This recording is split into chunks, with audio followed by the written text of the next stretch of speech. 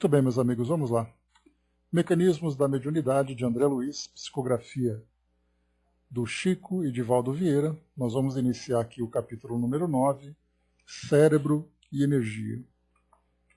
André Luiz ele traz para nós esse novo tema, um tema um tanto técnico para nós, já que foge das nossas áreas, né, de interesse, até mesmo nossas áreas de vivência, né? Mas ele procura fazer um paralelo dessa orientação técnica que ele traz para nós para tratar do conhecimento sobre o cérebro, sobre as energias, sobre o pensamento. Então, a gente vai passar então de uma forma simplificada, né, por esse tema, por esses, pelo menos, itens iniciais, e depois, no final, a gente vai ter uma compreensão melhor dos temas que interessam para nós. Então, capítulo 9, Cérebro e Energia. Geradores e motores. Na produção de corrente contínua em eletricidade, possuímos geradores e motores capazes de criar força motriz e fornecer corrente no que respeita aos geradores, ou ceder potência determinada no que tange aos motores. Então, quando ele fala sobre corrente contínua, ele fala sobre motores e geradores, né? Então, nós temos tanto geradores, que são aqueles equipamentos que produzem energia, que converte, então, essa energia elétrica em movimento, como nós temos, como acontece nas usinas hidrelétricas, em que o movimento gera energia. Então nós temos esse caminho de ida e de volta nesses mecanismos que geram, então, essas energias. Por isso ele coloca para nós, então, gerar força eletromotriz e fornecer corrente. Então os geradores produzem energia, enquanto que os motores recebem essa energia para poder funcionar. Nas máquinas destinadas... Lembre que nós estamos falando aqui sobre equipamentos que geram energias e equipamentos que se movimentam a partir da energia recebida. É um paralelo importante porque nós falamos aqui sobre nossas mentes, falamos sobre as nossas ações. Então nós tomamos a iniciativa, gerando ali, nesse caso, né, as nossas ideias que são exteriorizadas, quando, né, num fluxo normal, como também nós temos agora quando recebemos essas ideias, e a partir dessas ideias recebidas, nós então acabamos tomando atitudes a partir dessas influências. Então é esse paralelo que ele procura traçar para nós aqui. Nas máquinas destinadas a semelhantes serviços, encontramos os enrolamentos em tambor, que podem ser imbricados ou ondulados, com particularidades técnicas variadas. Então ele traz aqui para nós uma visão da estrutura interna de um motor, onde nós temos ali os fios de cobre enrolados nesta ou naquela disposição dentro daquele tambor, que é ali o princípio, né, para gerar aquele campo eletromagnético que vai gerar energia, né? Flávio colocou para nós aqui, né, lembrando que na época de André Luiz ainda se usava bastante corrente contínua. Hoje a grande maioria da energia gerada e distribuída é alternada, né? Para efeito do cérebro, a comparação da corrente contínua é bem apropriada, né? Então, vem aqui agora. Anotando a multiplicidade dos aparelhos dessa espécie, lembremo-nos de que os geradores, em sua maioria, são sempre autoexcitados. E para consolidar imagens comparativas preciosas no assunto, permitimos-nos repetir as figurações já feitas em capítulos anteriores em torno da atenção e da desatenção, para fixar com mais segurança o nosso estudo acerca da criação da energia mental e expansão respectiva.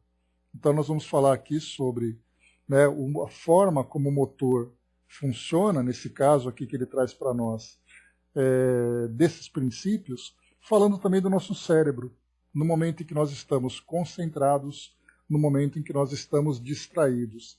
Já dá para ter uma ideia para nós no modo como nós concentramos as nossas mentes na produção das ideias e no modo como acontece nessas correntes mentais quando nós encontramos com o pensamento disperso.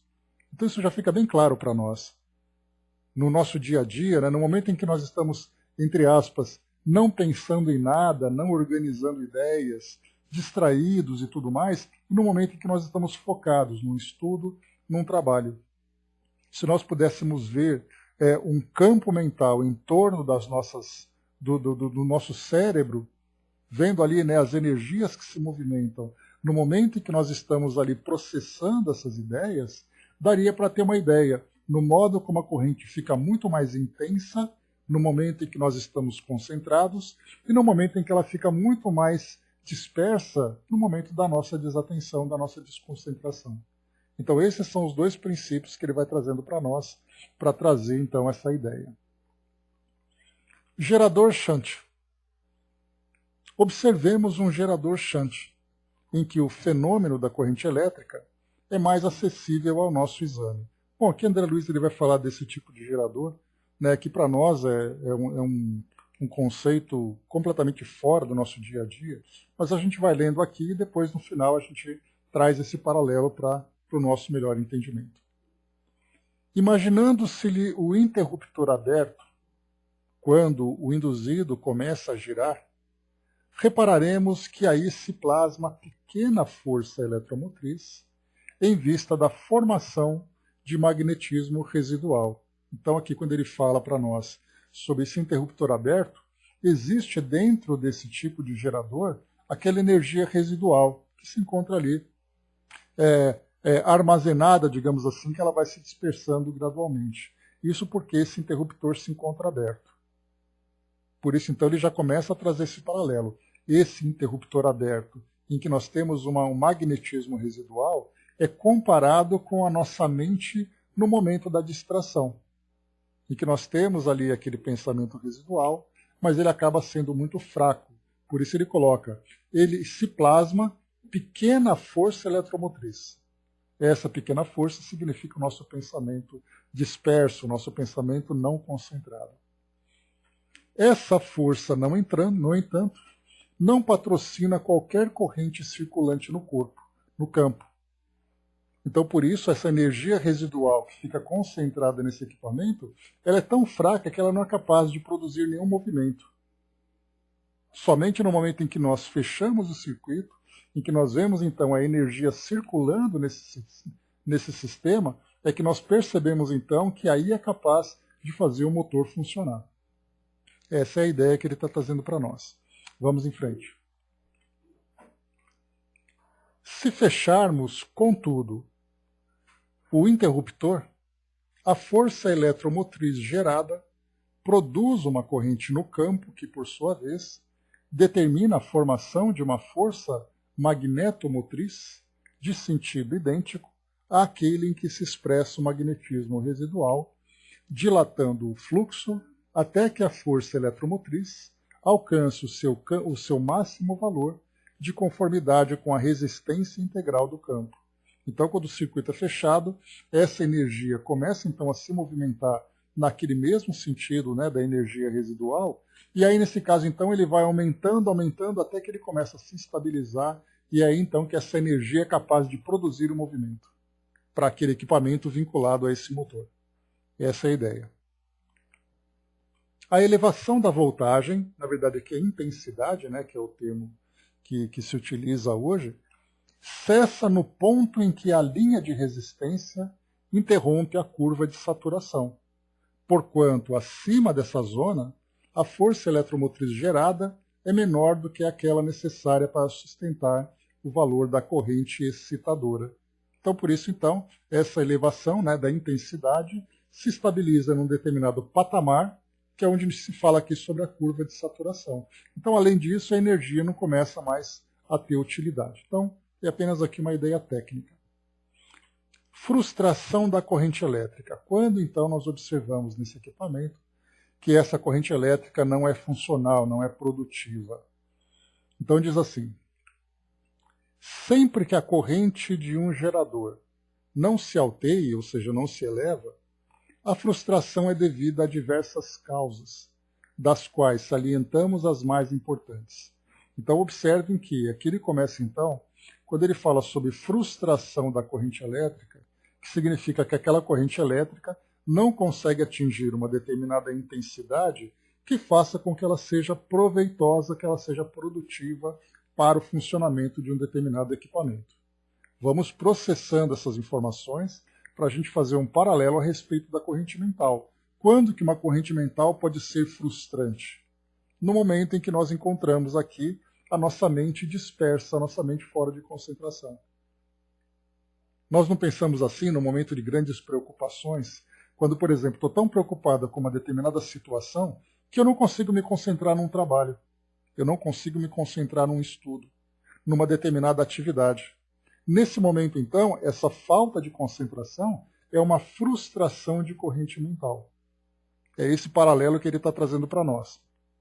E, através desse entendimento, dessa movimentação, dessa produção de corrente mental, nós vamos entender de que forma que isso impacta nos mecanismos da mediunidade. Então ele fala aqui para nós, primeiro, essa geração dessa corrente mental, né, em nossas mentes, através da qualidade do nosso pensamento, apenas trazendo para nós essa visão geral. Quando nós formos aplicar esse entendimento na mediunidade, aí então nós vamos entender por que muitas vezes a relação entre espírito e médium não se dá de uma forma efetiva. Por que os espíritos têm dificuldade de se comunicar? Por que os médiums têm dificuldade de perceber, de captar as ideias trazidas pelos espíritos? Então é essa frustração de corrente elétrica fazendo um paralelo com a frustração de corrente mental. Então vamos lá. Ele coloca para nós, então, mais uma vez aqui na introdução. Sempre que a corrente de um gerador não se alteie, não se eleve mais uma vez, a frustração é devida a causas diversas, das quais salientamos as mais importantes. A ausência de magnetismo residual, em se tratando de aparelhos novos ou fora de serviço por longo tempo. Vocês já devem ter ouvido falar, só para a gente poder entender sobre esse magnetismo residual, quando vocês vão ligar, por exemplo, um computador, ou vão desligar o computador, ou, por exemplo, um decodificador da televisão, um modem, o pessoal fala assim, olha, desliga, conta até 10 ou aguarda 30 segundos e depois liga de novo. Isso porque, quando você desliga, nesse período de 30 segundos, ou você contar até 10, seja lá como for, é o tempo suficiente para que aquela energia elétrica circulante dentro do aparelho se disperse. Aí você apaga completamente ali a memória daquele equipamento para depois você ligar de novo para reiniciar. Porque se você desligar e ligar novamente, é como se você não tivesse tirado da tomada. Porque a energia residual mantém aquele equipamento em atividade. Então é isso que ele está colocando para nós, que não existe esse magnetismo residual quando você tem aparelhos novos, obviamente que eles vêm para nós aqui, não estão ligados à tomada nem nada, ou você desligou, deixou ali um longo tempo. Esse longo tempo pode ser, por exemplo, ali alguns minutos. Quando você liga de novo, é necessário então que toda a energia carregue o equipamento para depois fazer ele funcionar. Então esse é o ponto inicial. E aí nós já começamos a fazer um paralelo. Aparelhos novos ou fora de serviço por muito tempo. Quem são esses aparelhos novos? São aqueles espíritos que começam a sua jornada terrena, começando a reorganizar as ideias. André Luiz falou sobre isso no livro Evolução em Dois Mundos, quando nós estudamos, né, os primeiros seres encarnados, né, os primeiros homens ou mesmo os primeiros animais, quando ele falava sobre o princípio inteligente começando a desenvolver esse processo de criar ideias, de desenvolver o raciocínio. Nós lembramos, por exemplo, que os animais, hoje nós podemos falar isso com bastante segurança, porque estudos são feitos, né, da psicologia animal, estudando a inteligência dos animais, são inteligências naturalmente que são voltadas para as necessidades imediatas dos animais, assim como sentimentos também, são sentimentos e emoções, na verdade, muitas vezes até emoções, que são muito mais intensas do que sentimentos, né? As emoções são grandes explosões, enquanto que os sentimentos eles são mais profundos e mais calmos. E eles demoram muito mais tempo para se desenvolver. E quando nós falamos sobre isso, no mundo animal, nós vemos então os animais por quem nós temos afeto, que são os animais de estimação com quem nós convivemos, a relação entre os animais, daquelas emoções que eles vivenciam diante dos estímulos e provocações, os sentimentos que desenvolvem também, mas são sentimentos e raciocínios muito diferentes dos humanos. Porque enquanto eles processam aquilo no momento de um estímulo apenas para satisfação das suas necessidades imediatas, nós, seres humanos, já fazemos uma produção contínua. Nós estamos o tempo todo articulando, né, organizando ideias a partir daquilo que nós vemos, do ambiente, das nossas relações, das nossas atividades, enquanto que os animais, apenas para aquilo, ele tem que se proteger. No caso, a gente fala dos animais num ambiente selvagem, né? Ele tem que se proteger, ele tem que buscar ali a comunidade onde ele se encontra inserido, ele tem que buscar a sua alimentação e satisfazer os seus instintos. Portanto, nós percebemos que esse magnetismo residual que André Luiz apresenta para nós, a ausência desse magnetismo residual, se trata exatamente desses seres que iniciam essa jornada. Quando nós falamos dos primeiros hominídeos, que começaram então, né, a habitar o nosso planeta, a evolução dos primatas e tudo mais, quais eram exatamente, se nós pudéssemos trazer essa suposição, quais eram as ideias que eles processavam? Naturalmente que não era muito diferente daqueles que os animais a princípio apresentavam relacionados com os instintos, mas eles começavam a olhar o mundo por outra perspectiva. Começavam a trazer ali as primeiras ideias de crenças, as primeiras ideias de comunidade, começavam então a encontrar soluções para as necessidades que eles tinham. Então nós vemos ali essa ausência ou essa limitação desse magnetismo residual ou desse, podemos colocar, dessa corrente mental ainda nessa condição residual. Ou no caso aqui também fora de serviço por muito tempo. Podemos imaginar uma pessoa adoecida, que fica inconsciente, e depois quando ela volta ela começa a trazer de novo essas mesmas ideias. No caso de uma criança, por exemplo, que acabou de nascer, ela fica durante muito tempo sem essa capacidade clara e objetiva de trazer o raciocínio. Porque ela, como espírito, pode até, nesse momento de desdobramento, começar a desenvolver ali as suas ideias de acordo com a bagagem intelectual e moral que ela apresentava. Mas a gente lembra que tanto na desencarnação como na reencarnação, o espírito passa por esse período de perturbação.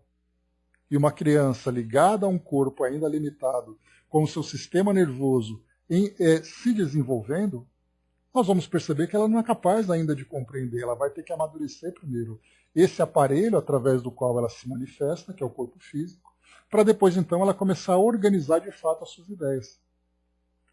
A gente vê que no próprio desenvolvimento, né, a criança vai ali passando ano após ano, ela vai se tornando mais comunicativa, mais interativa, começa a manifestar a sua personalidade. Olha só então a incapacidade que ela tem de trabalhar objetivamente com essa corrente mental. Vamos então para o número 2. Ligações invertidas no circuito de campo, de vez que, se precisamos do magnetismo de resíduo para que se produza ação adicional no circuito magnético, é indispensável que o campo shunt esteja em ligação com a armadura, de maneira que a corrente excitadora engendre a força motriz que se adicione ao campo residual. Então, nesse caso, nós temos ali aquela energia residual num determinado sentido, e nós temos depois também essa própria, como ele coloca para nós aqui, esse campo shunt, que é o resíduo mais aquela corrente elétrica natural dentro do sistema. Os dois trabalhando no mesmo sentido, para que possa gerar aquela força eletromotriz, de fazer com que o gerador produza energia suficiente para fazer com que haja o funcionamento de um equipamento. Mas se você tem a energia num sentido e esse magnetismo residual num sentido inverso, você tem ali um conflito dessas correntes. Portanto, você acaba atrapalhando o fluxo dessa energia nesse circuito de campo, fazendo com que o motor não funcione adequadamente. Aí nós vamos entender o que é, por exemplo, a tendência que eu tenho de direcionar o meu pensamento para alguma coisa e o momento em que eu volto o meu pensamento para mim mesmo. Olha só o processo de auto-obsessão. A questão da monoideia, como Joana de Ângeles traz para nós. Então, naquele momento em que eu tenho a minha vida toda para poder me desenvolver, com as minhas atividades, com as minhas relações, com os meus projetos de vida, e de repente eu fico naquele processo de auto-obsessão ou de obsessão efetivamente, em que aquela ideia concentrada numa determinada situação, obviamente negativa, porque todo o processo de monoideia é negativo, já que nós somos seres que temos ali a potencialidade de desenvolver multi-ideias e não apenas monoideias, nós vemos então o grande problema que nós criamos, a potencialidade que nós temos de nos desenvolvermos contra aquele momento difícil em que nós temos ali o processo de monoideísmo, em que eu me fecho dentro de mim mesmo, impedindo que eu consiga me desenvolver. No primeiro ponto, então, recapitulando, a ausência desse magnetismo, ou magnetismo ainda precário, por causa do tipo de equipamento que eu vou utilizar. No segundo, a ligação invertida, fazendo um fluxo contrário àquele fluxo natural da corrente. O terceiro, resistência excessiva do circuito de campo, que poderá advir de ligações inconvenientes ou de influência perniciosa dos detritos acumulados na máquina. Essas expressões que André Luiz está utilizando, ele fala de um equipamento. Mas nós percebemos que pelos termos que ele utiliza, nós praticamente falamos ali do que acontece na nossa mente. Mais uma vez, resistência excessiva do circuito de campo, que poderá advir de ligações inconvenientes ou de influência perniciosa dos detritos acumulados na máquina. Então depois a gente vai analisar com mais cuidado. Gerador do cérebro. Saímos então desses equipamentos e voltamos então aqui às nossas ideias agora para o cérebro, que é aqui exatamente o tema do nosso interesse.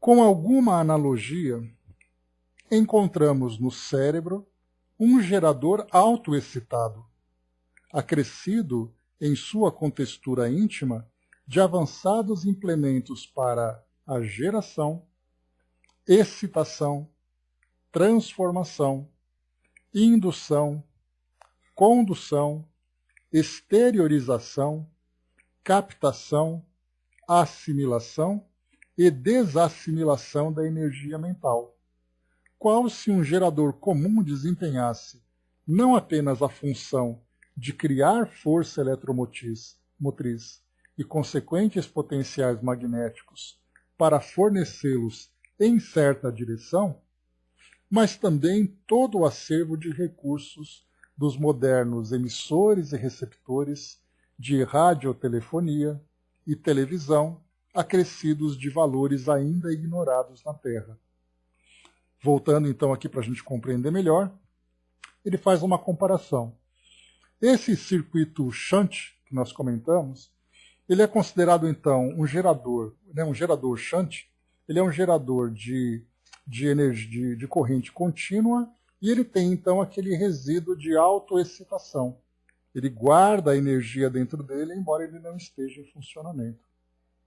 O cérebro é a mesma coisa, ele é capaz de se autoexcitar, porque nós geramos as nossas próprias ideias, e mesmo no momento em que nós estamos ali completamente desconcentrados, nós temos ali aquele campo mental sendo gerado.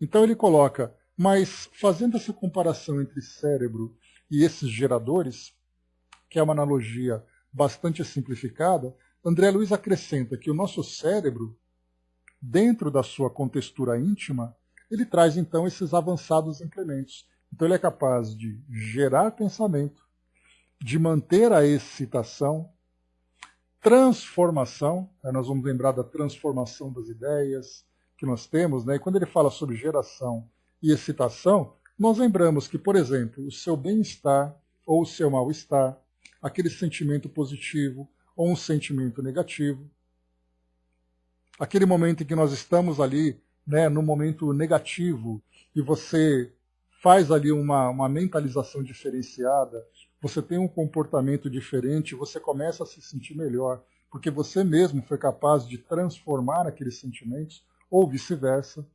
Você está num bom momento, e isso é muito fácil da gente poder perceber.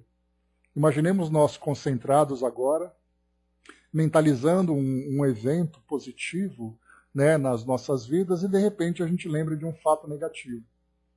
Aí então aquela alegria, aquela sensação de prazer que nós estávamos sentindo naquele momento em que aquelas ideias nos envolviam, de repente eu mudo isso e começo a pensar em coisas negativas.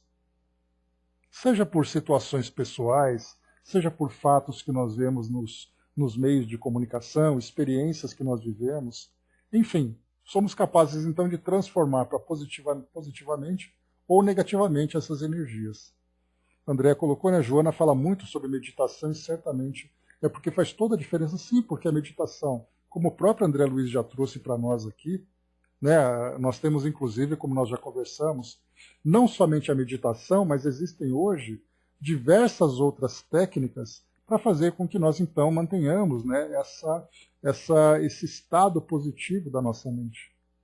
Só que, como nós conversamos numa outra oportunidade, essas técnicas ainda são vistas como esotéricas.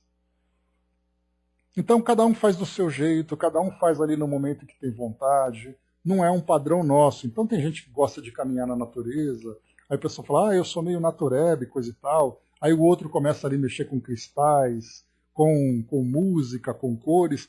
Ele é meio zen e tudo mais. O outro começa a acender um incenso. Nossa, ele é muito esotérico.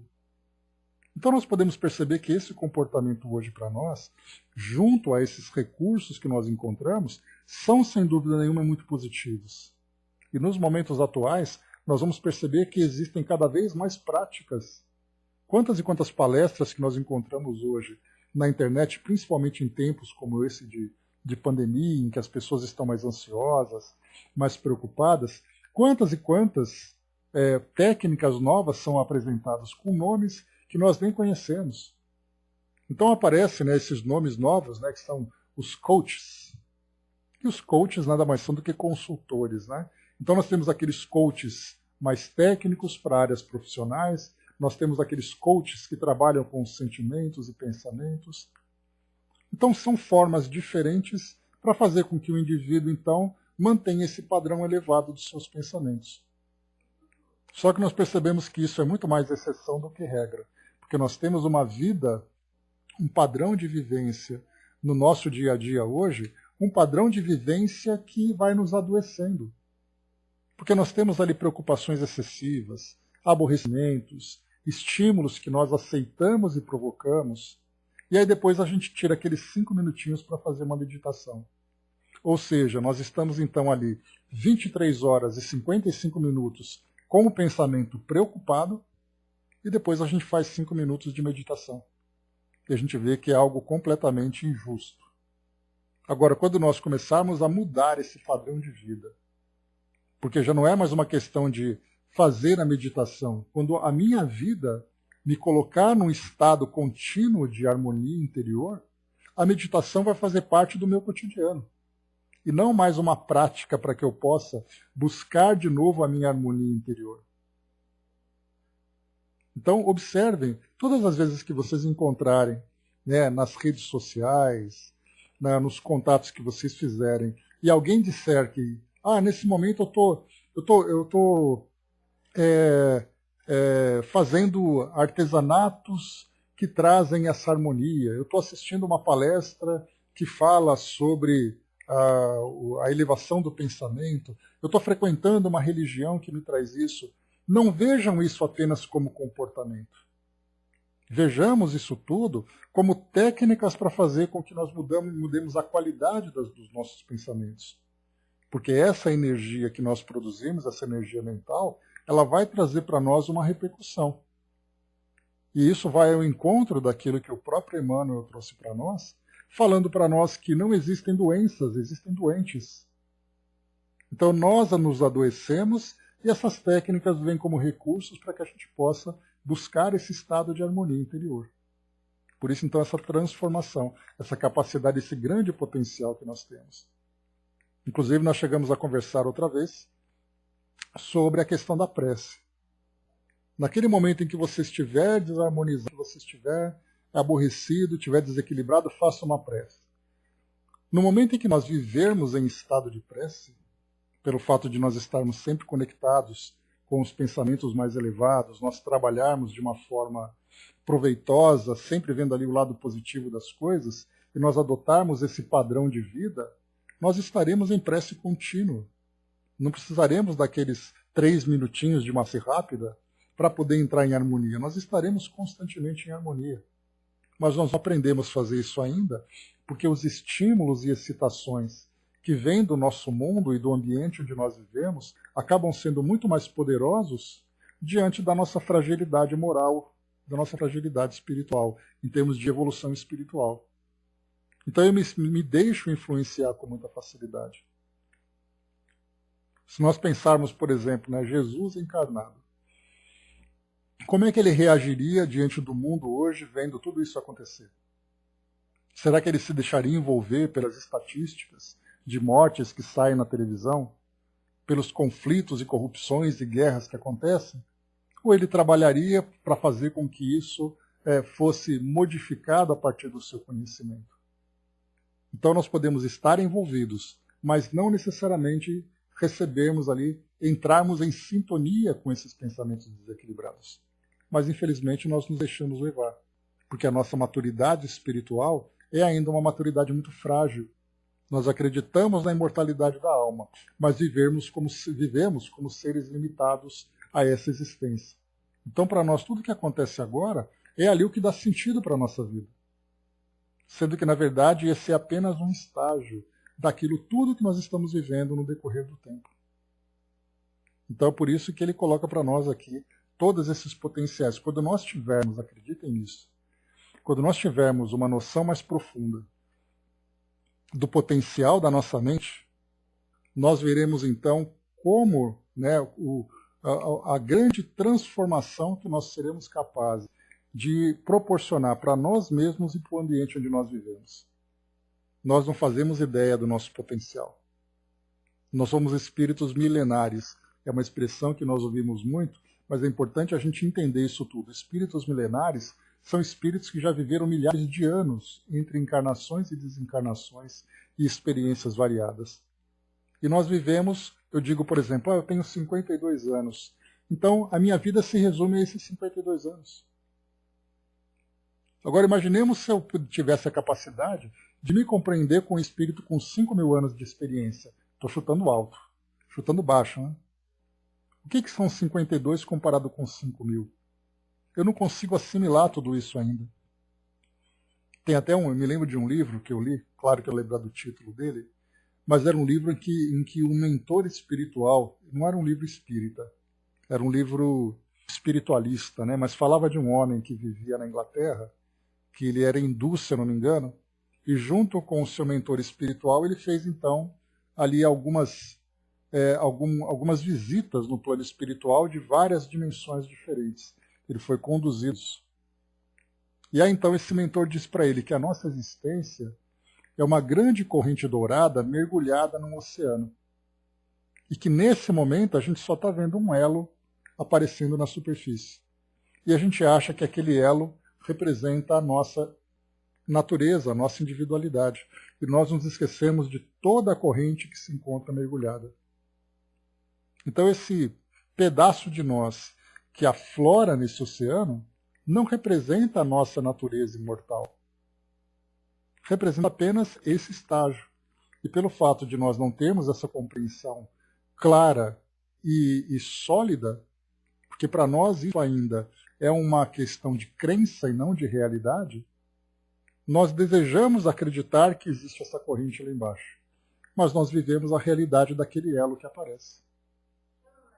Mas vamos lá, vamos em frente. Acabei me desviando aqui, acabei viajando um pouquinho aqui no pensamento, né? Mas vamos voltar para o nosso gerador aqui. Então ele diz assim para nós, né, que com alguma analogia falávamos então do potencial da mente. Geração, excitação, transformação, indução, de autoindução ou de indução do outro, condução, de conduzir o nosso pensamento, exteriorização. Essa exteriorização diz respeito aos meus sentidos, em que eu sou capaz de mostrar aquilo que eu estou pensando, através da fala, através da escrita, através das expressões, através do comportamento e das realizações. A captação, de captar aquilo que o meio exterior e que as influências são capazes de trazer para mim, assimilar aquilo que eu estou fazendo e desassimilar essa energia mental, que eu posso também simplesmente me dispersar e não me concentrar naquilo que me foi passado. Qual se um gerador comum desempenhasse não apenas a função de criar a força motriz e consequentes potenciais magnéticos para fornecê-los em certa direção. Então a mente, ela se compara como se fosse um gerador que faz esse trabalho de produção de energia. Mas muito mais do que isso, ele coloca também todo o acervo de recursos modernos, de emissores em que eu sou capaz de emitir as minhas ideias e meus pensamentos. Para o meio físico, eu vou exteriorizar esse meu conteúdo mental a partir dos meus sentidos e condutas. Mas, para o mundo espiritual, as minhas energias mentais estão sendo dispersadas, né, estão sendo liberadas pelo espaço todo, irradiadas em torno de mim, isso fazendo com que eu busque pensamentos similares e, ao mesmo tempo, atraia também aqueles que se assimilam comigo, que se assemelham comigo. Então, eu vou usar, além dessa capacidade de geração de energia, eu vou também emitir essa energia, receber essa energia do mesmo modo que acontece, como André Luiz coloca para nós, radiotelefonia e televisão. Ou seja, essa radiotelefonia nós podemos colocar que são sinais, né, de rádio, podemos dizer assim, de celulares, por exemplo. Internet, satélites, televisões. E acrescidos ainda, olha que interessante, acrescidos de valores ainda ignorados na Terra. Então existem formas com que nós nos relacionamos com o mundo espiritual e uns com os outros, formas que nós sequer imaginamos. Porque quando nós falamos assim que o pensamento ele é irradiado e assimilado por outros, esse pensamento, na verdade, é como se nós estivéssemos falando de algo muito simplificado. Porque o pensamento, lembra que nós estudamos aqui nesse mesmo livro sobre as frequências eletromagnéticas.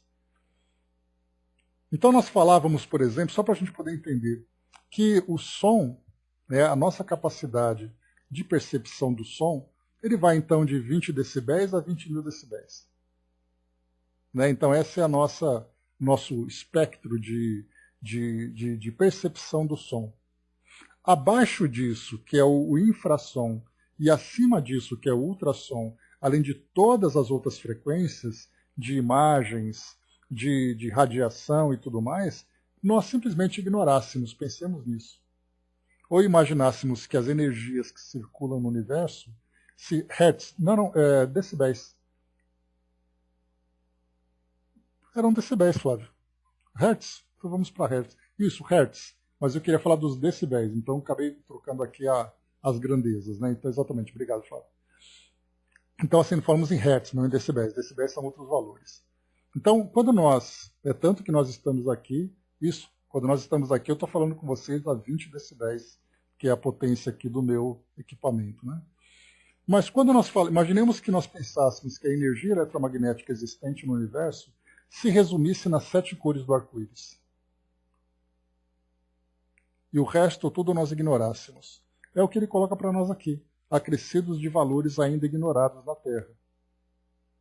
Então ainda precisamos muito, né? Porque a gente fala assim, não, porque as vibrações, porque o campo mental, porque a psicosfera, nós utilizamos essas expressões como se elas fossem as mais simples de serem compreendidas por todo nós, como se nós tivéssemos exemplos aqui no nosso dia a dia que pudesse ilustrar de uma forma clara e completa tudo isso. E na verdade não, quando nós falamos de uma psicosfera, sim, nós entendemos que é um campo mental que gira em torno de nós. Mas qual é exatamente o alcance e a capacidade de penetração e de influência desse campo mental? Isso nós não sabemos porque nós não temos ainda, aqui no mundo físico, algo que possa nos fazer compreender com mais clareza. Para o campo material, para o mundo material, as nossas ciências materiais, as nossas ciências físicas. Para o mundo espiritual, porque aí a gente já entra nos potenciais do espírito, aí sim nós precisaremos de um conhecimento mais profundo. A doutrina espírita é até capaz de trazer para nós ali as primeiras ideias, as primeiras definições, para a gente saber que existe, mas ver isso nesse comportamento é algo completamente diferente. É a mesma coisa que para nós espíritas falarmos sobre o perispírito. Não, porque são 3 elementos. O corpo, nós somos compostos, né, de 3 elementos, né, corpo físico, perispírito e espírito. E nós falamos isso com a maior naturalidade, como se nós soubéssemos exatamente o que é o perispírito, do que ele é feito, quais são todas as suas capacidades. Na verdade, nós não sabemos. Por mais que nós queiramos mostrar isso tudo, né, não, porque o perispírito ele é plástico, porque o perispírito é capaz de se modificar com a força do pensamento, com a maior naturalidade nós falamos isso e não entendemos absolutamente nada. Então, por isso, esses valores acrescidos, ainda ignorados na Terra, dizem respeito a essas forças e a essas energias que fazem parte do nosso dia a dia. Né? Pois é, Flávio, eu acho que é por isso que ele utilizou. Acho não, a gente pode já concluir isso, que ele procurou utilizar todas essas analogias, né, de equipamentos, de eletricidade, de átomos, de corrente elétrica, para poder trazer para nós uma ideia muito pálida do que diz respeito ao mundo espiritual. Ele teve que procurar, dentro dos nossos recursos atuais, alguma coisa que se assemelhasse a essa realidade. E realmente ele teve ali que fazer um malabarismo. Felizmente ele conseguiu trazer para nós uma comparação, pelo menos para dar para nós o primeiro passo, para já começarmos a formular essas ideias. Né? Na época tinha amplitude modulada, ondas curtas, nem se falava em VHF, né, ou UHF. Pois é, imaginemos se hoje ele pudesse reescrever esse livro, né, isso aqui é de 59, se eu não me engano. Nós estamos agora com 60 anos depois. 60 anos depois, com todos os recursos tecnológicos, ele poderia utilizar, por exemplo, aqui expressões, né, sobre como internet, por exemplo, comunicações fáceis que nós vivemos. Eis aí então, né?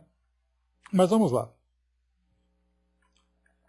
Erguendo-se sobre os vários departamentos do corpo, a funcionarem por motores de sustentação, o cérebro, com as células especiais que lhe são próprias, detém verdadeiras usinas microscópicas, das quais as pequenas partículas de germânio na construção do transistor, nos conjuntos radiofônicos miniaturizados, podem oferecer em perfeita expressão.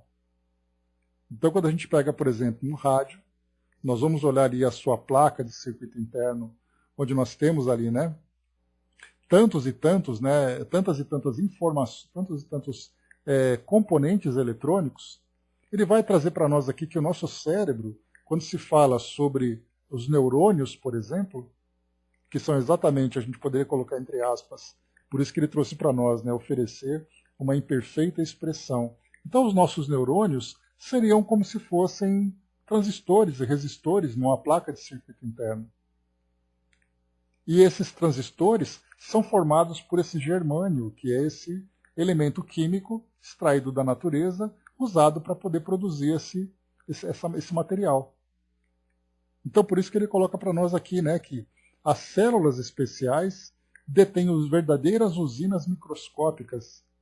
Da mesma forma que o germânio, também são esses elementos microscópicos que constituem, então, esses equipamentos. É aí, nesse microcosmo prodigioso, que a matéria mental, ao impulso do espírito, é manipulada e expressa, em movimento constante, produzindo correntes que se exteriorizam no espaço e no tempo, conservando mais amplo poder na aura da personalidade em que se exprime, através da ação e reação permanentes, como acontece no gerador comum, em que o fluxo energético atinge valor máximo, segundo a resistência integral do campo, diminuindo a intensidade na curva de saturação. Então vamos interpretar esses termos todos. Então ele coloca para nós assim que nesse microcosmo, onde nós temos essas células especiais, que fazem parte dessas pequenas usinas, que a matéria mental é produzida ao impulso do espírito. Então a gente lembra que nesse microcosmo biológico, ele só começa, então ele só tem sentido, ele só consegue produzir essa corrente mental a partir do impulso do espírito. Do contrário, seria apenas ali um pedaço de matéria orgânica viva sem nenhum tipo de capacidade. Porque é o espírito que produz o pensamento e a qualidade. Sem esse elemento inteligente, sem esse princípio inteligente, o cérebro não é capaz de fazer nada. É simplesmente matéria orgânica. Então ele coloca a matéria mental ao impulso do espírito, né? O Braz lembrou aqui que o silício hoje são os mais usados, né, para fazer os processadores e tudo mais. Então naquela época ainda estava tentando descobrir, né, Braz? Então ele coloca nesse microcosmo que a matéria mental ao impulso do espírito é manipulada e expressa. Esse manipular, então, significa nós estamos processando o pensamento, desenvolvendo raciocínio a partir de tudo aquilo que existe à nossa volta. De uma maneira bem simples, a gente vê que os animais são capazes de fazer isso. Você pega, por exemplo, ali, algo muito interessante. Uma formiga. Olha só onde nós estamos entrando. Uma formiga, ela gosta de ambientes escuros. Se uma formiga caminha por um lugar claro e ela encontra um lugar escuro, ela fica nesse lugar escuro. Mas como ela foi capaz de tomar essa decisão? Vão dizer, mas isso é instinto. Mas o instinto é uma espécie de inteligência. O livro dos Espíritos os Espíritos falam isso lá no livro dos Espíritos. Que é uma espécie, é aquele esboço daquela matéria mental que começa a ser processada. Aí começamos a aumentar ali, né, os seres vivos, né, a abelha, por exemplo. Esse instinto de sobrevivência, Dudu, faz parte exatamente desse princípio inteligente. É uma atitude que aquele ser vivo toma a partir das suas necessidades mais instintivas. Mas se ele não tivesse essa capacidade de manipular essa matéria mental, ele não faria essa escolha. É você encontrar, por exemplo, um pernilongo que procura, através dos seus instintos, já que ele é hematófago, ele gosta de se alimentar de sangue, procurar ali um animal qualquer coisa, que o atrai a partir dos seus sensores. Na escolha que ele faz em ficar procurando alguém para poder sugar o sangue, ele está manipulando essa matéria mental, ainda que seja da forma mais primitiva que nós compreendemos. Observe, nós vimos bastante isso lá no nosso Evolução em Dois Mundos. Em que André Luiz ele foi muito didático para nós, falando sobre a evolução do princípio inteligente. Aí nós pegamos hoje uns animais maiores, vamos pegar os nossos animais de estimação. Quando nós temos um cachorro, um gato, seja lá qual for, quando ele percebe o barulho da porta, quando você coloca comida, ele sabe onde está a comida, ele sabe onde está a água, ele sabe onde ele dorme, ele sabe quais são ali os estímulos que vão provocar nele a alegria, a tristeza, a raiva, a agressividade. Todo esse comportamento que nós vemos é a capacidade daquele ser vivo, daquele princípio inteligente, manipular essa matéria mental. E depois ele expressa, e essa expressão vem através do comportamento dele. Por isso, quando a gente fala, né, do como nós estamos distantes ainda de compreender esses seres, né, que tão primitivos ainda. Porque o Kardec, quando ele então trouxe para nós a doutrina espírita, nós vimos lá no Livro dos Espíritos que ele trouxe de uma forma bastante superficial, naquele capítulo, no último capítulo da segunda parte do segundo livro, que falava sobre os 3 reinos. Ele trouxe para nós uma visão muito simples, né, dos minerais, das plantas, depois dos animais e dos homens, porque não era objeto de estudo, objeto de interesse naquele momento, trazer para nós esse conhecimento, sendo que estava sendo revelado para nós de uma forma agora bastante provocativa, o mundo espiritual que nós ignorávamos. Principalmente porque nós estávamos ainda bloqueados por muitos dogmas e muitas crenças que vieram se desenvolvendo com o passar do tempo. Então ele trouxe bem superficialmente. Imaginemos se hoje nós tivéssemos grupos de estudos de entomologistas, de biólogos, de botânicos, que pudessem se dedicar ao estudo desses seres agora por uma perspectiva espiritual, através da consulta dos espíritos e tudo mais. Quantas e quantas descobertas viriam? Mas vamos em frente. Então, o princípio inteligente, o espírito, ele manipula e expressa em movimento constante, produzindo correntes que se exteriorizam no espaço e no tempo, conservando mais amplo poder na aura da personalidade em que se exprime, através da ação e reação permanentes, como acontece no gerador comum, em que o fluxo energético atinge valor máximo, segundo a resistência integral do campo, diminuindo a intensidade na curva de saturação. Então aqui nós vamos ver que nós vamos então produzindo essa capacidade de gerar pensamento de uma forma contínua, dependendo naturalmente de qual princípio inteligente nós estamos falando. Quanto mais evoluído é um indivíduo, maior é a capacidade de produção de pensamento. Quanto menos evoluído, maior é a interferência, né, da sua própria condição. Mas ele fala para nós também aqui que esse pensamento vai depender dessa resistência integral do campo. Né, o quão nós vamos aqui, né, qual vai ser a nossa dificuldade ou a nossa facilidade para gerar essas energias e também exteriorizá-la. Nas reentrâncias de semelhante cabine, de cuja intimidade a criatura expede as ordens e decisões com que traça o próprio destino, temos no córtex os centros da visão, da audição, do tato, do olfato, do gosto, da palavra escrita, falada, da memória e de múltiplos automatismos em conexão com os mecanismos da mente. Então ele trouxe para nós aqui esse conjunto de elementos para a exteriorização das nossas ideias, que vão fazer com que nós, então, através das nossas atitudes, ele traz aqui uma expressão importante, quando ele diz para nós, então, aqui, o espírito traça o próprio destino. E ele continua: configurando os poderes da memória profunda, do discernimento, da análise, da reflexão, do entendimento e dos multiformes valores morais de que o ser se enriquece no trabalho da própria assimilação. Brás, você colocou eita máquina danada.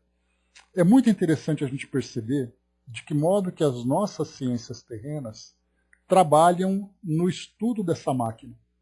Então nós temos, por exemplo, dentro da área da biologia, diversas áreas, a medicina, a biologia, a biomedicina, nós temos a psicologia, nós temos ali então outras tantas áreas que vão mapeando a máquina. No caso da psicologia, começa a analisar então ali o indivíduo como um ser habitante dessa máquina. Mas nós podemos imaginar agora o que seria desse conhecimento se nós fôssemos capazes de avançar agora no estudo do espírito, por essas mesmas ciências. Olha como nós estamos limitados. E muito mais do que isso, não apenas estudar esse princípio inteligente que é o espírito, mas compreendê-lo como um ser imortal que traz então essa bagagem enorme de experiências. Hoje a psicologia, a psiquiatria vai analisar, por exemplo, o indivíduo na sua condição atual. Então ele pode ser, por exemplo, ali alguém que precisa de uma orientação, precisa de um auxílio, ou passa por algum tipo de psicopatologia. E aí então você vai medicar o indivíduo naquele momento e tentar ajudá-lo naquele momento a processar aqueles sentimentos e ideias. Imaginemos se fosse revelado, fosse aberto, o livro da história daquele indivíduo durante toda a sua trajetória espiritual. Ou seja, você consegue fazer ali nesse momento, as nossas ciências conseguem trabalhar apenas com aquilo que ele manifesta. Mas aquilo que vem oculto dentro da sua bagagem espiritual ainda é ignorado por essas ciências. Imaginarmos, por exemplo, a reencarnação, a influência espiritual, seu planejamento reencarnatório. Imaginemos se esses elementos, esses componentes começassem a entrar nessa equação para ajudar no estudo dessa máquina. Quanta coisa seria revelada e seria assustadora. Por isso, então, nós não somos capazes ainda de avançar nesse campo. Então, como o nosso conhecimento vai avançando de modo gradual, a gente começa estudando a matéria, depois começamos a estudar o psiquismo, depois nós começamos a estudar o espírito. Quando vejo o Dr. Sérgio Felipe mostrando o cérebro fatiado milímetro a milímetro para descobertas de coisas, né, eu fico perplexo, né, e onde chegamos e aonde ainda vamos chegar para descobrir essa máquina humana. E o que nós percebemos, Dudu, é que o Dr. Sérgio Felipe, ele é um cruzado, né? E aquele soldado individual, aquele cavaleiro individual, levantando essa bandeira para tentar esclarecer e tentar trazer esse conhecimento, e acaba não sendo reconhecido pelos pares.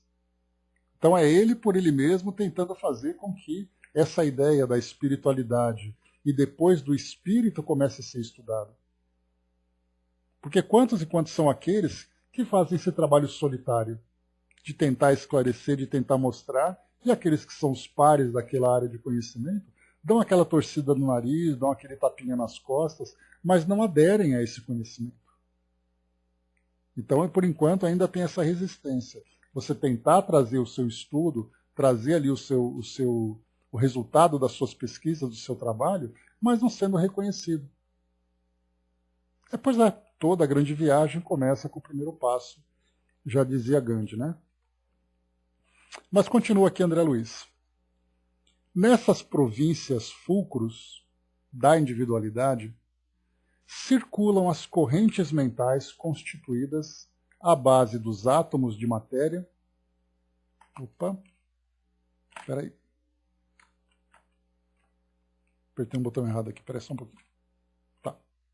Nessas províncias fulcros da individualidade, circulam as correntes mentais constituídas à base dos átomos de matéria da mesma grandeza, qual ocorre na matéria física, em que as correntes elétricas resultam dos átomos físicos excitados, formando em sua passagem o consequente resíduo magnético. Pelo que depreendemos, sem dificuldade, a existência do eletromagnetismo tanto nos sistemas intraatômicos da matéria física, como aqueles em que se evidencia a matéria mental. Aqui André Luiz ele trouxe para nós, no trecho anterior, ele falava para nós aqui sobre, aqui em cima, só um instantinho, ele colocou assim nesse parágrafo, nesse microcosmo prodigioso que a matéria mental, ao impulso do espírito, é manipulada e expressa em movimento constante, produzindo correntes que se exteriorizam no espaço e no tempo, conservando mais amplo poder na aura da personalidade em que se exprime. Aqui eu deixei passar esse trecho. Na aura da personalidade. Ou seja, vocês se lembram que eu comentei com vocês, até trouxe aquele termo, e que eu disse que era a nossa identidade vibratória. Em que nós, quando nós nos aproximamos uns dos outros, se nós tivéssemos uma sensibilidade mais apurada, nós seríamos capazes de perceber a presença uns dos outros pelo simples fato de nós estarmos perto. Porque a nossa irradiação dessa aura em torno de nós, que carrega características da nossa personalidade, seria percebida por outro. Imaginarmos, por exemplo, nós dentro de um ônibus cheio. em que cada indivíduo irradia a sua aura, se nós tivéssemos essa percepção apurada, imagina a loucura que seria para nós essa confusão de começar a perceber tudo aquilo que está à nossa volta no campo vibratório, no campo energético, no campo fluídico. Por isso os nossos sentidos, né, são bastante limitantes. E essas limitações têm sentido de existir. Porque se nós não tivéssemos essa limitação do corpo físico, nós não seríamos capazes de processar a quantidade de informações que nós captaríamos em torno de nós. Nós sentiríamos, por exemplo, captaríamos as ideias, as vibrações e os sentimentos das pessoas em torno de nós e também do mundo espiritual. Imaginemos como isso ia interferir na nossa capacidade de desenvolvimento, porque nós não seríamos capazes de focar, não seríamos capazes de nos concentrar. Alguns filmes de ficção trazem aquelas personagens que são capazes de ler o pensamento. Mas só que naquele início, ele não tem ainda essa percepção aguçada, educada. E ele começa a ler o pensamento de todo mundo que está à volta dele. Ele começa a entrar em estado de loucura. E aí então ele foge para o meio de uma floresta para ficar isolado de tudo aquilo que ele pode perceber. Isso é na ficção. Mas trazendo isso para a nossa realidade, imagina se esses sentidos mais desenvolvidos, como nós vemos, né? André lembrou ali que existem pessoas que nem precisam dessa sensibilidade. Sente, seja para o bem e para o mal. Na verdade, essa sensibilidade é essa percepção. Agora imaginemos, por exemplo, né, como foi para o Chico, como foi para o Divaldo e para outros médiums, né, no momento em que eles não sabiam definir o que era mundo físico, o que era mundo espiritual. Os transtornos que isso acabou gerando. Que eles tiveram que primeiro educar essa percepção, aguçar um pouco mais, né? Me lembro até do Divaldo, na sua história, que ele trabalhava no departamento público, e aí então quando chegavam pessoas, ele ia atender ao balcão. Ia até ao balcão ali fazer o atendimento. Chegava lá, as pessoas falavam, você está louco? Você estava falando sozinho. Aí ele combinou com uma colega que estava perto dele, dizendo, olha, se chegar alguém ali no balcão, você me fala, para eu não confundir entre encarnado e desencarnado. Então essa restrição que o nosso corpo hoje apresenta, ela tem uma razão de ser, que é facilitar para nós esse percurso de desenvolvimento que nós estamos vivendo. Porque, do contrário, nós viveríamos aquela confusão entre físico e espiritual, entre os nossos pensamentos e os pensamentos dos outros. Seria para nós, sem dúvida, uma grande dificuldade. Mas o fato de nós não termos essa percepção clara, nós temos uma percepção sutil.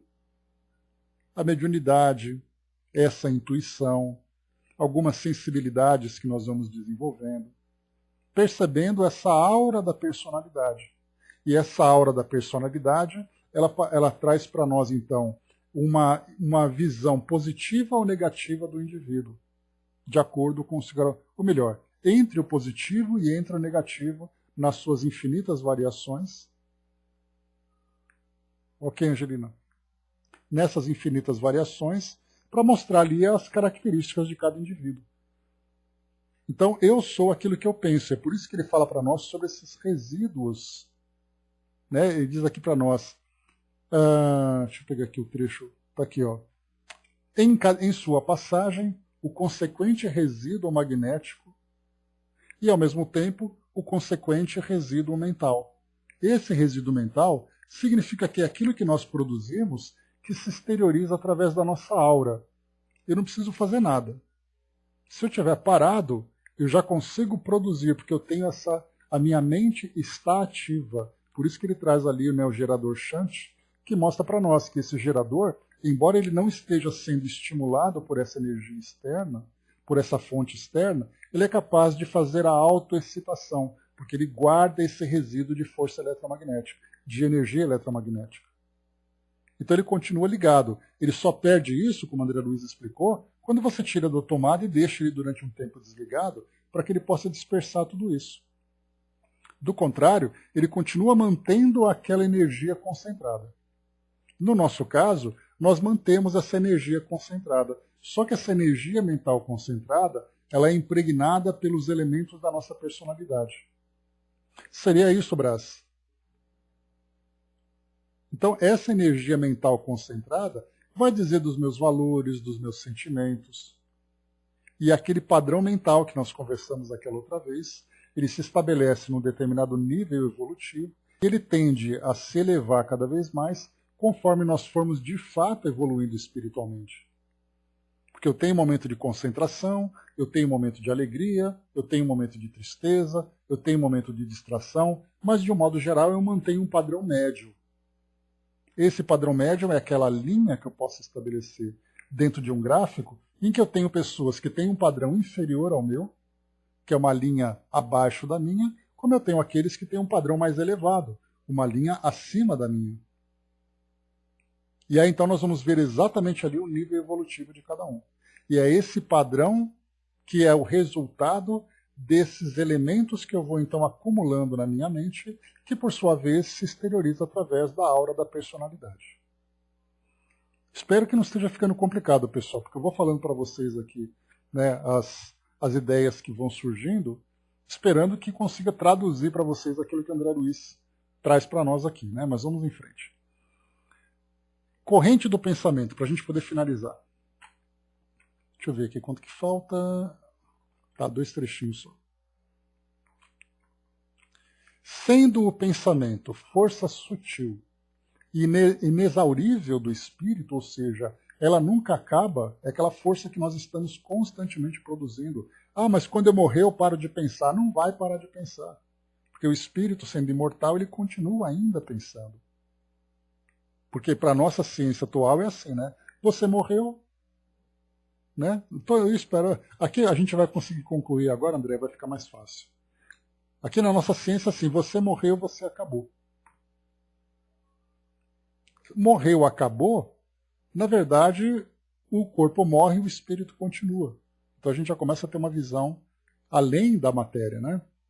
Então, sendo o pensamento força sutil e inexaurível do espírito, podemos categorizá-lo assim, à conta de corrente viva e exteriorizantes, com faculdades de autoexcitação e autoplasticização inimagináveis.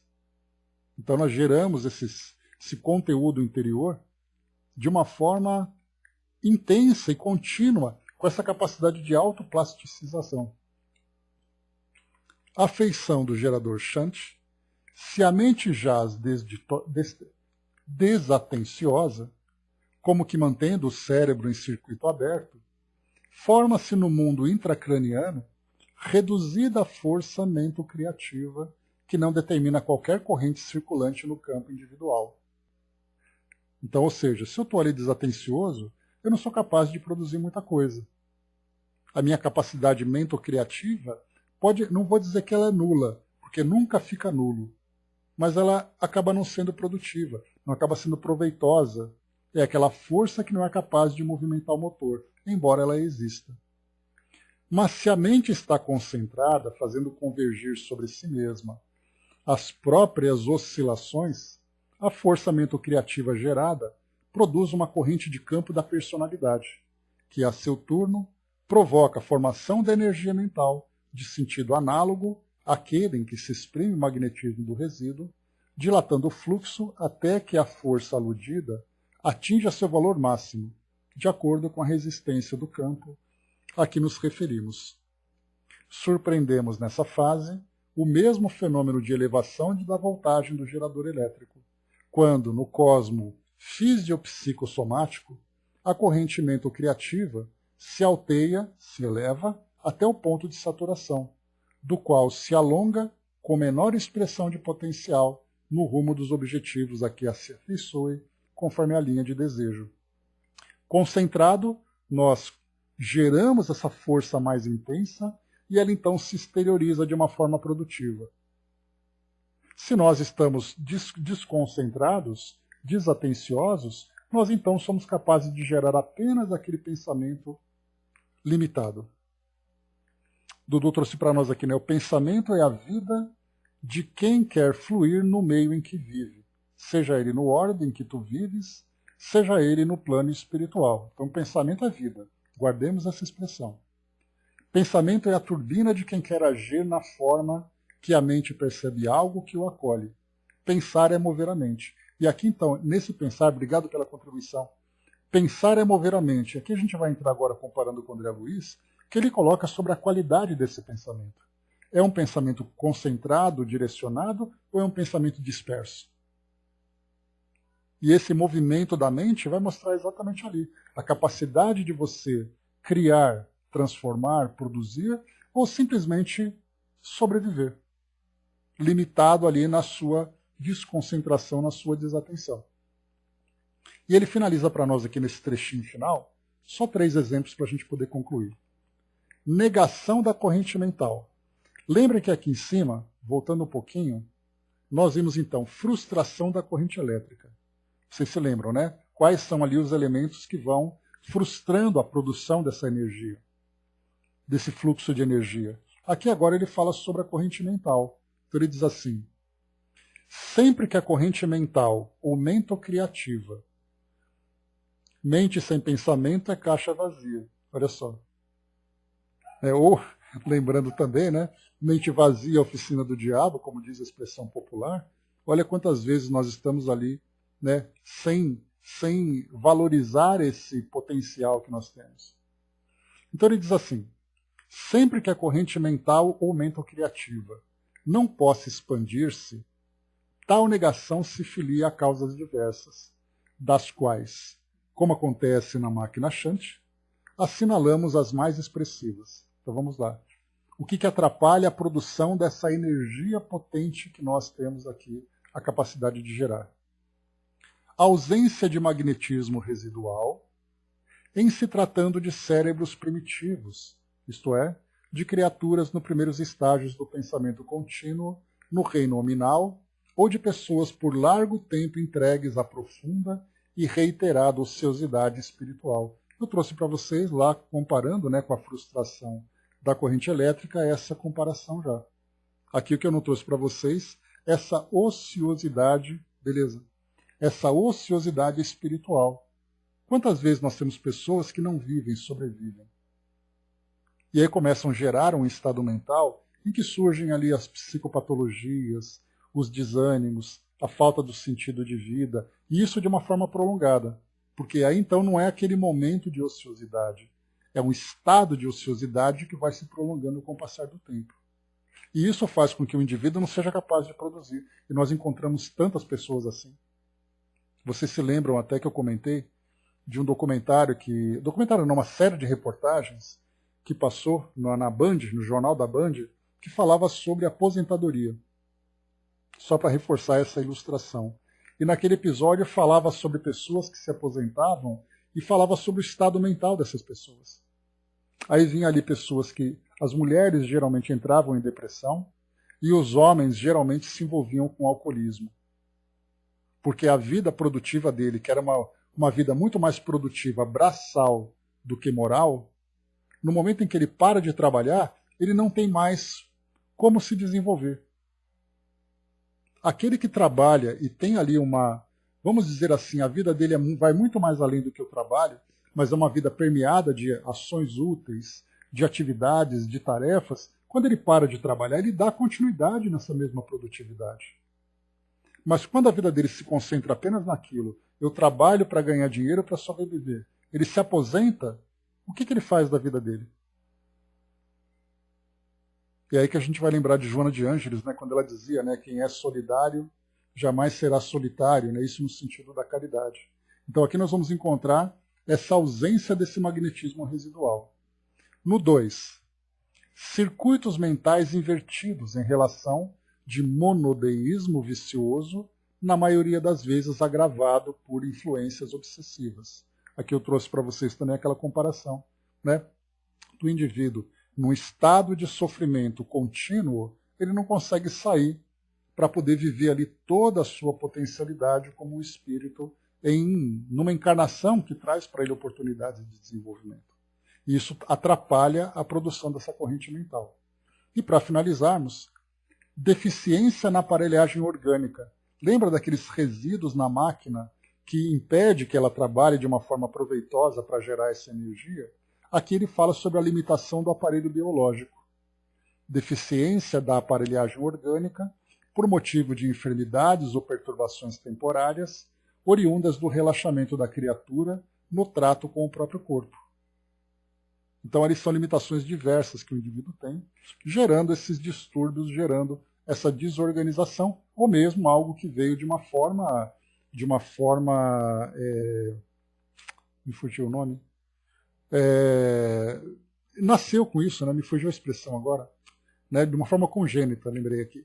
Então, aqueles que nascem com limitações congênitas, por exemplo, deficiente mental, porque foi aquele livro de Vera Luz e Malinzek, que traz para nós ali exatamente essa ideia.